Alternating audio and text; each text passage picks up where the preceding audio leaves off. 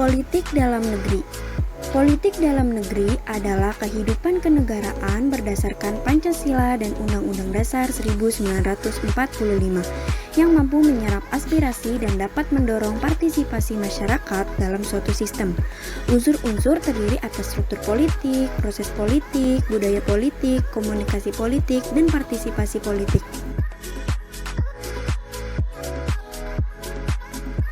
Politik luar negeri Indonesia.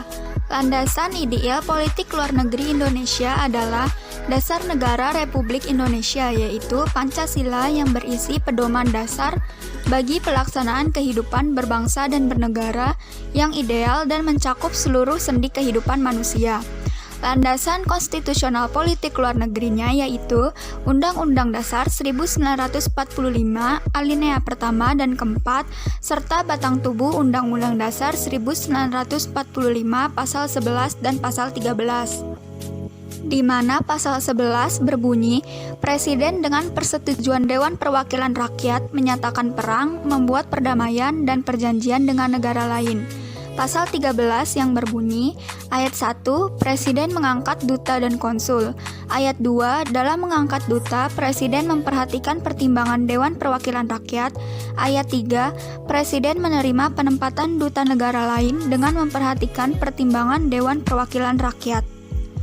Pelaksanaan politik luar negeri Indonesia itu berdasarkan asas kesamaan derajat, saling menghormati, saling menguntungkan, dan saling tidak mencampuri urusan dalam negeri masing-masing negara, seperti tersirat di dalam Pancasila dan Undang-Undang Dasar 1945. Prinsip politik luar negeri Indonesia itu menganut prinsip bebas aktif. Bebas berarti Indonesia tidak berada dalam kedua blok dan memilih jalan sendiri untuk mengatasi persoalan internasional. Istilah aktif berarti upaya untuk bekerja lebih giat guna menjaga perdamaian dan meredakan ketegangan kedua blok. Berbicara mengenai kondisi politik luar negeri Indonesia. Seperti yang kita ketahui, politik luar negeri Indonesia menganut sistem politik bebas dan aktif, di mana bebas yang berarti negara Indonesia tidak memihak kepada negara manapun, dan aktif yang merupakan keikutsertaan negara Indonesia dalam upaya partisipasi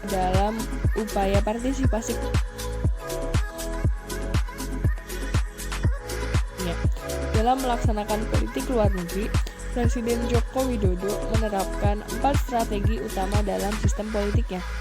Yang pertama, perlindungan kepada warga negara Indonesia, khususnya kepada tenaga kerja Indonesia yang bekerja di luar negeri, terutama di negara-negara ASEAN, karena negara ASEAN mendukung setiap warga negara yang tergabung dalam komunitas tersebut untuk meningkatkan mobilitas dan kinerja para individu-individunya. Yang kedua, perlindungan terhadap sumber maritim dan sistem perdagangan ekonomi antara negara Indonesia dengan negara lain. Yang ketiga, ada perbaikan produktivitas dan daya saing, dan yang terakhir, ikut turut berpartisipasi dalam menciptakan keamanan baik di regional maupun global. Terdapat 5 pilar kebijakan berdasarkan visi nawacita yang digaungkan oleh Presiden Joko Widodo dalam masa pemerintahannya. 5 pilar tersebut, yang pertama, diplomasi ekonomi, yang kedua, kerjasama antara negara Indonesia dengan negara-negara di ASEAN, yang ketiga, diplomasi maritim, yang keempat, perlindungan warga negara Indonesia dan Badan Hukum Indonesia, dan yang terakhir, perdamaian dan keamanan. Pemerintahan Joko Widodo dalam masa pemerintahannya berfokus kepada diplomasi perekonomian. Salah satu pembuktiannya adalah pembangunan infrastruktur pada negara ini dan adanya kegiatan ekspor-impor.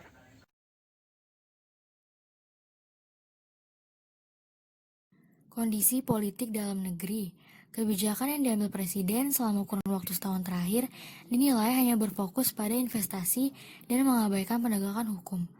Untuk investasi kita dapat melihat pada Undang-Undang Cipta Kerja, karena pemerintah membuat Undang-Undang Cipta Kerja untuk menarik para investor agar menanamkan modal di Indonesia. Sehingga pemerintah membuat aturan-aturan di Undang-Undang Cipta Kerja yang dimana membuat perizinan untuk para investor menjadi dipermudah dan juga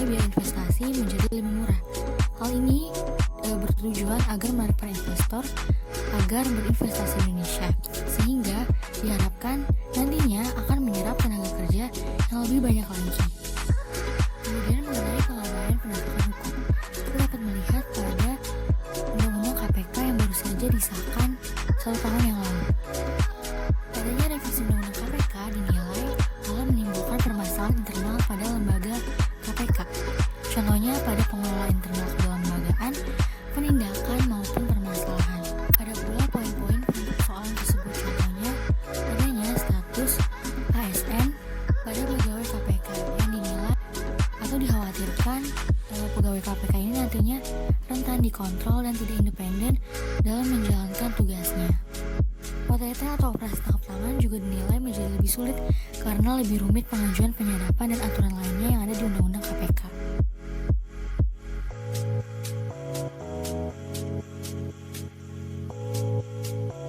Pembahasan kasus tentang kondisi politik dalam negeri. Kebijakan yang diambil Presiden selama kurun waktu setahun terakhir hanya berfokus pada investasi dan mengabaikan penegakan hukum. Politik dalam negeri di Indonesia mengenai kebijakan illegal fishing. Terdapat bukti bahwa negara mendukung kebijakan tersebut. Yang pertama, terdapat peraturan yang sah. Mengacu pada pasal 69 Undang-Undang Nomor 45/2009, Peraturan Pemerintah Republik Indonesia Nomor 36 Tahun 2002 Pasal 4 Ayat 1, Pasal 24 Ayat 2. Yang kedua, memberikan dukungan pendanaan sebesar 1 triliun dalam RAPBN 2016 untuk berburu pencuri ikan sebesar 855,37 miliar disiapkan Ditjen PSDKP pada tahun 2017.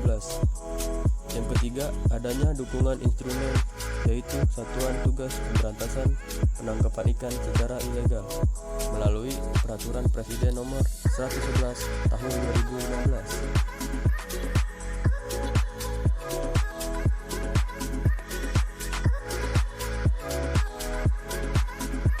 Kondisi politik luar negeri terkait illegal fishing. Yang pertama, negara Vietnam melayangkan protes kepada negara Indonesia melalui Dubes Vietnam di Jakarta. Hal ini bermula ketika kapal pengawas perikanan Vietnam memprovokasi dan menabrakkan kapalnya ke KRI Ciptadi 381 milik TNI Angkatan Laut yang sedang melakukan penegakan terhadap kapal ikan Vietnam yang mengambil ikan di perairan Laut Natuna Utara. Vietnam mengklaim jika perairan Laut Natuna tersebut masih termasuk ke dalam wilayahnya. Padahal, lokasi kejadian tersebut ada di wilayah ZEE Nasional Indonesia. TNI Angkatan Laut yang berada pada kapal KRI Ciptadi 381 sudah benar dan sesuai prosedur untuk menangkap dan menahan kapal Vietnam yang melakukan illegal fishing itu. Yang kedua, negara Thailand mengkritik kebijakan penenggelaman kapal yang dinilai keliru, kurang bersahabat, tidak ramah, dan tidak diplomatik. Negara Thailand juga mengancam akan melakukan hal serupa terhadap nelayan-nelayan Indonesia yang masuk perairan Thailand. Yang ketiga, pemerintah Cina menyoroti langkah Indonesia yang menenggelamkan kapal penangkap ikannya. Kementerian Luar Negeri Cina pun mendesak pemerintah Indonesia memberikan penjelasan detail terkait illegal fishing.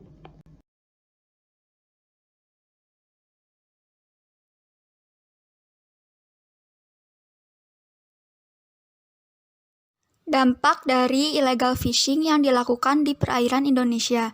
Yang pertama yaitu Indonesia mengalami kerugian 300 triliun rupiah per tahun. Yang kedua, pendapatan nelayan lokal akan berkurang karena nelayan lokal akan kalah saing dengan para pelaku yang memiliki perlengkapan perikanan yang lebih lengkap. Yang ketiga yaitu kerusakan populasi biota laut dan terganggunya keberlangsungan perikanan yang diakibatkan oleh penggunaan alat berbahaya dan bahan-bahan kimia yang tidak ramah lingkungan.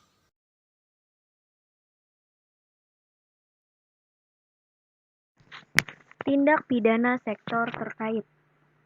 Menurut UNCLOS, warga negara asing yang tertangkap hanya boleh diberikan sanksi denda dan kemudian dideportasi apabila tidak ada perjanjian bilateral.